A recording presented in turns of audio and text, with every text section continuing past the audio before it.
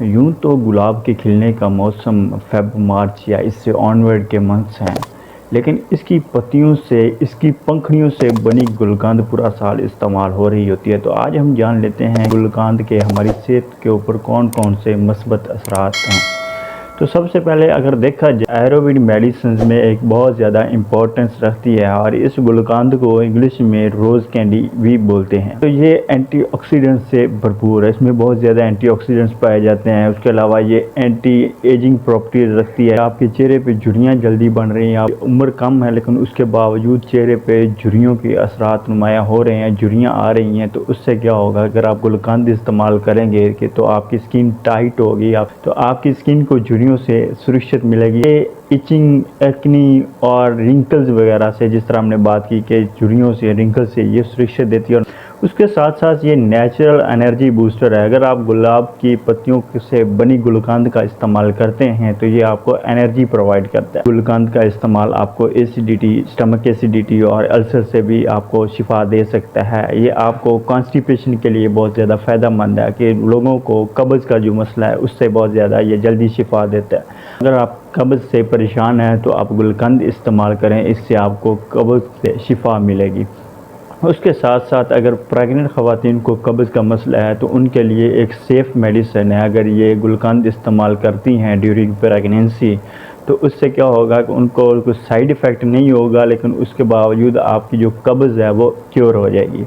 ये चेहरे पे कुदरती तौर पे निखार लाती है, क्योंकि गुलाब की पंखुड़ियों की तो फिर क्या ही बात है। तो जिस तरह रोज़ वाटर हमारे चेहरे पे निखार लाता है, सेम इसी तरह अगर हम गुलकंद खाते हैं, खाने में इस्तेमाल करते हैं, तो ये हमारे चेहरे में कुदरती तौर पे निखार लाता है। उसके साथ साथ ही हमारी स्किन की इंटरनल सेल्स को रिपेयर करता है, स्किन सेल्स को डैमेज होने से बचाता है। रिसर्च बताती हैं अगर आपको इंसोम्निया का सामना है, आपको नींद नहीं आती रात को, तो अगर आप गुलकंद का इस्तेमाल करते हैं तो अब इसका इस्तेमाल आपने कैसे करना है। तो इसको आपने खाना खाने के आधा घंटे बाद 2 चम्मच आप वैसे भी खा सकते हैं, लेकिन अगर दूध के साथ लें तो ये बहुत ज़्यादा फ़ायदेमंद होगा। अगर आप दूध में 2 चम्मच मिलाकर लेते हैं तो ये आपको ये कब्ज़ से और दूसरे तमाम मसाइल से शिफा दे सकते हैं।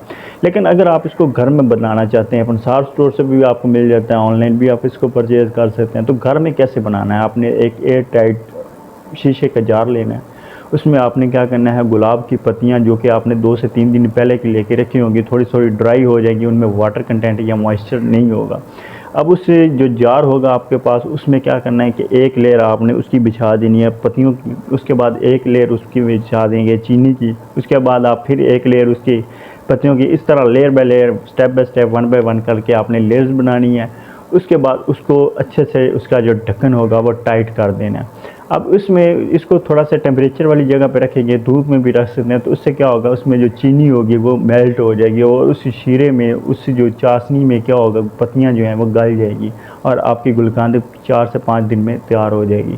तो ये आप घर में बना सकते हैं, ये एक बेहतरीन तरीका है। और मिकदार कितनी रखनी है ये बात भी ज़हन में रखें कि जितनी, अगर आपके पास आधा किलो गुलाब की पत्तियाँ होंगी तो आधा किलो ही आप चीनी इस्तेमाल करेंगे, बराबर मिकदार में आपने इस्तेमाल करना है। तो ये थी हमारी आज की वीडियो गुलकंद के ऊपर। अगली वीडियो तक के लिए इजाज़त दीजिए, अपना ढेर सारा ख्याल रखें। अल्लाह हाफ़िज़।